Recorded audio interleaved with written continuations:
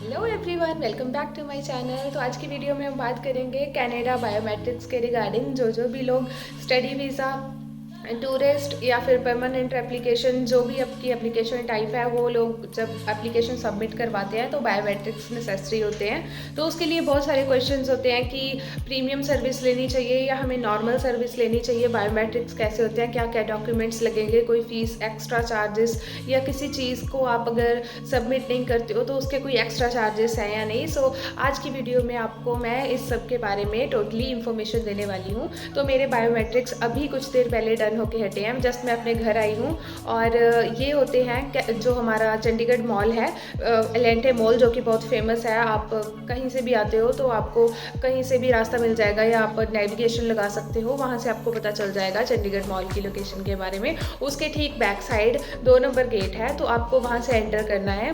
उसके साइड पे आप देखेंगे कि बोर्ड लगाए हुए हैं उन्होंने, तो आपको जस्ट बोर्ड्स को फॉलो करता जाना है और एट द एंड आप वीएफएस सेंटर पहुँच जाओगे।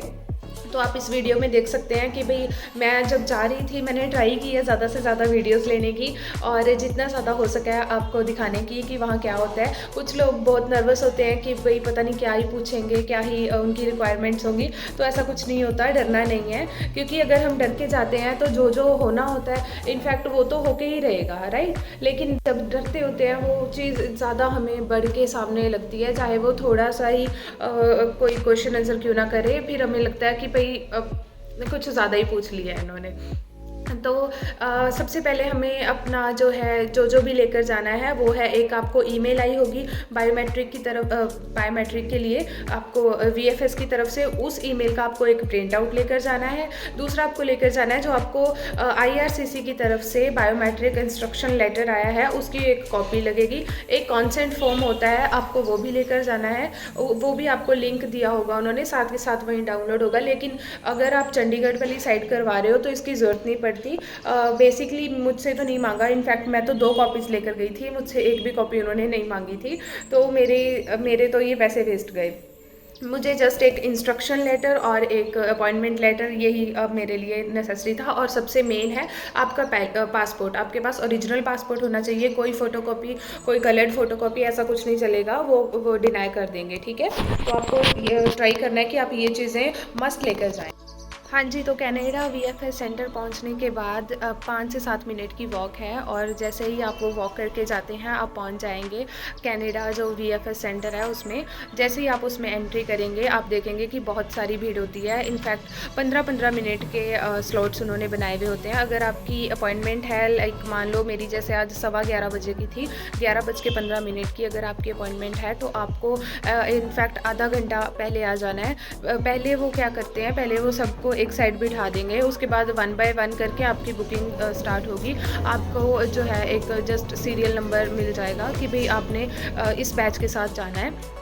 तो वो उस वक्त चेक करते हैं, सिर्फ जो आपको वीएफएस की तरफ से मेल आई होती है उसकी आपको फ़ोटोकॉपी दिखानी है, उसके ऊपर क्यूआर कोड होता है, वो उन्होंने देखना है। उसके बाद आपको उन्होंने एक नंबर दे देना और कहना है कि भाई थोड़ी देर वेट करो, एंड करना है। थोड़ी देर होगी, उसके बाद आपने जो है लिफ्ट में चढ़ के 3rd नंबर फ्लोर पे जाना है। जैसे कि मैंने आपको पहले बताया, बिल्कुल पैनिक नहीं होना, बिल्कुल ईजी है, कुछ भी ऐसा नहीं है कि कुछ पता नहीं क्या ही वो पूछ लेंगे। Don't worry about it. So बिल्कुल सब स्मूथ होगा। आपको जस्ट वो आपका पहले नेम चेक करेंगे, डेट ऑफ बर्थ पूछ लेंगे, उसके बाद वो आपको कहेंगे साइड पे वेट करो। फिर 3rd फ्लोर पे जाना है, फिर वहाँ पे आप देखेंगे एक बहुत लंबी लाइन होगी जिसके लिए आपको वेट करना पड़ेगा। इनफैक्ट मेरे मुताबिक मुझे लग गया था आधे से पौना घंटा, मुझे वो लाइन में लग गया था।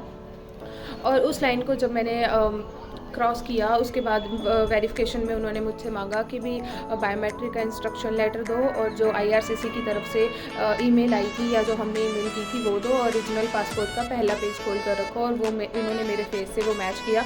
उसके बाद मुझे अंदर एंट्री मिल गई थी। तो आफ्टर एंट्री उन्होंने क्या किया, मुझे एक काउंटर पे भेज दिया। आप देखेंगे एक साइड पे ना 3 काउंटर लगे हुए हैं, उन्होंने मुझे उस काउंटर पे भेज दिया था। उस काउंटर पे जाते ही उन्होंने मुझसे एक पर्सन था, उसने मुझसे कहा कि भाई कौन सी एप्लीकेशन है, तो मैंने उसे अपनी एप्लीकेशन टाइप बताई। उसके बाद उसने मुझसे पूछा कि भाई अपना डेट ऑफ बर्थ बताओ जिसको, और वेरिफिकेशन एंड ऑल दैट। उसने मेरे फेस मैच किया पासपोर्ट की कॉपी से। तो फेस मैच करने के बाद उसने मुझे अब सर्विसेज बताई हैं कि आप प्रीमियम सर्विस लेना चाहोगे या जो है नॉर्मल सर्विस लेनी है। तो इसमें कुछ ऐसा नहीं होता। जो प्रीमियम सर्विस होती है उसमें जस्ट आपका पासपोर्ट आपको जल्दी मिल जाता है जब आपकी PPR आती है, और दूसरी में नॉर्मल होता है। लेकिन प्रीमियम सर्विसेज के चार्जेस जो थे वो थे 4000 रुपीज़ के अबव थे, लेकिन जो नॉर्मल थी वो बिल्कुल फ्री थी। तो मैंने तो कोई भी ऐसी कोई सर्विस नहीं ली। मैंने कहा कि मुझे बिल्कुल नॉर्मल चाहिए, I don't have any issue, मैं वेट कर लूँगी, नो प्रॉब्लम। अगर आप वेट करते हैं तो उसका एक और फ़ायदा हो जाता है कि अगर आपको टिकट लेनी है आपने थोड़ी दूर की, तो आपको वो थोड़ी सस्ती पड़ जाती है बाय एयर जो भी होता है। तो मैं तो नहीं कहूँगी, मैं सजेस्ट नहीं करूँगी कि भी आप जो है ऐसी कोई सर्विसेज लें। अच्छा जी, तो उसके बाद वो आपको एक टोकन नंबर देते हैं, आप इस वीडियो में मैं ऐड कर दूँगी, आप देख लेना। तो ये टोकन नंबर आपको ऐसा मिल जाता है। उसके बाद चेक करते हैं वो कि ये टोकन नंबर है और आपको अंदर बिठा देते हैं। आफ्टर 5 to 10 मिनट्स अंदर आप जाते हैं। अंदर उन्होंने अपने अलग अलग बैचेस बनाए हुए हैं। उसके बाद यहाँ पे लाइटिंग ज़्यादा अच्छी आ रही है। हाँ जी, तो उसके बाद आपकी होगी अंदर जाके फिंगरप्रिंट्स दोनों हाथों की उंगलियों। पहले तो उनको ऐसे करके अपने फ़ोटो कैमरे में देखना है। जब उनको ऐसे दिखा देंगे कि हमारे हाथ बिल्कुल खाली हैं, तो उन्होंने कहना है कि चारों उंगलियों के फिंगरप्रिंट लगाओ दोनों हाथों की 1 by 1 करके। जब आपने वो फिंगरप्रिंट्स लगा दी उसके बाद दोनों हाथों के थंब लगने हैं। फिर आपको एक साइड पर बिठा देंगे, फिर आपकी एक फ़ोटो होगी। बाकी कोई क्वेश्चन नहीं पूछेगा, कुछ भी ऐसा नहीं पूछेगा कि भाई कुछ इंटरव्यू टाइप होता है। बहुत लोगों को ये सवाल होता है कि कुछ इंटरव्यू समथिंग है, तो ऐसा बिल्कुल भी नहीं है। जब आपकी वो फ़ोटो हो जाती है तो आपको उधर वाली साइड से एग्ज़िट करवा देते हैं।